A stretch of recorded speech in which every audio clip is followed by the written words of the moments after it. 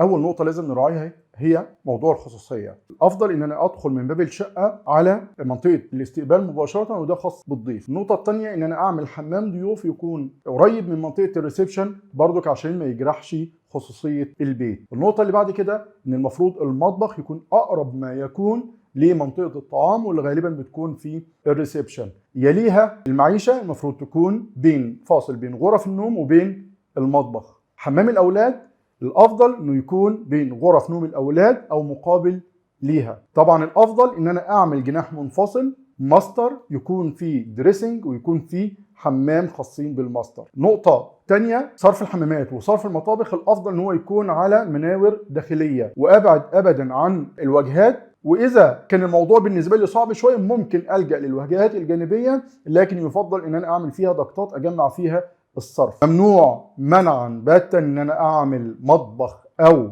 حمام على واجهه رئيسيه. الواجهه الرئيسيه يا جماعه اتعملت عشان خاطر تستخدم كفيو، مش عشان خاطر ان استخدمها في حمام ولا مطبخ.